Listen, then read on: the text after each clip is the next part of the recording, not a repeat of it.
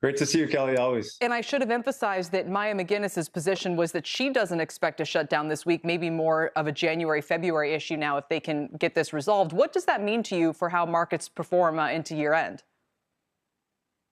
Kelly, I don't think it really makes a huge difference. Obviously, if it has a big impact on sentiment and it has a very near-term impact on sort of the economy. But as we've seen time and time again, you take what you take away, you get back, as soon as the resolution hits. So I think it's really more of a timing shift, which if you're thinking about equity investors and profits and discounting future results, it really doesn't make a huge difference, but it does shift the timing, potentially into next year. So I think, if you get a resolution in the near term, I think, there's no reason that the markets can't continue to rally and focus on the actual fundamentals of improving profits, slightly improving liquidity and huge opportunities within the market. And tell me about that. I need to be convinced today at a time when I'm still looking through all the unemployment rate metrics and different kinds of possible recession triggers that are out there, how you guys can look at the fundamentals and feel really good about it.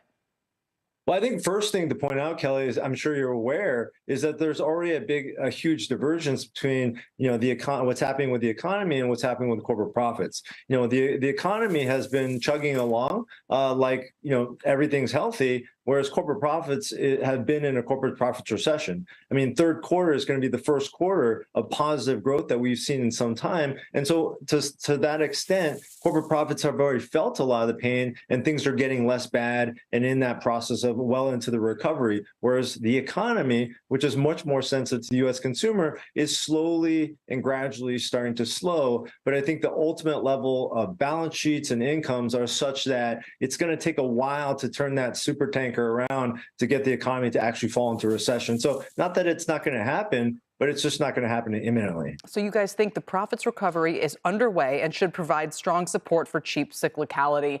Where in particular do you think would be the most attractive parts of the market now? And then what's kind of your general price target for the S&P? Yeah, Kelly, well, I'll answer the second part first. I mean, the best part of not being a sell-side strategist anymore is I don't have to come up with an S&P target because I think it's a bit meaningless. On the buy side, as an investor, you're really focused on, higher or lower. I think, as I said, in the very near term, risks are to the upside. What's the best way to play that? Well, profits are indeed recovering and liquidity is ample. What are the cheap areas of cyclicality out there? I think energy and industrials are probably, some of the better ways to play that. They're more late cyclical sectors, late economically cyclical sectors. But I think in barbelling that with some defensive, high quality areas like healthcare, also makes some sense given where we are. What would it take for you guys to change your tune and say, are you watching things like the labor market data? Would it be, I think we only have kind of the retail portion of earnings season to work through. What would be your trigger points for a change in outlook?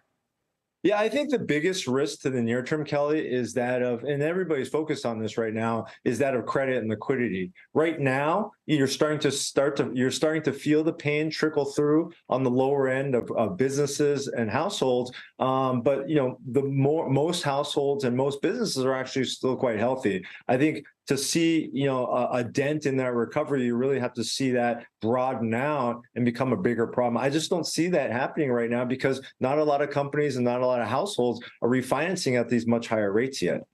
Dan, we will leave it there and we will check it. I am going to say, we will check in with your better half later. You guys better be telling the same story or else, but completely different story. Yeah, completely. That's right. Thank you, Dan. Thanks, Kelly. We appreciate your time today. Dan Suzuki. Coming up.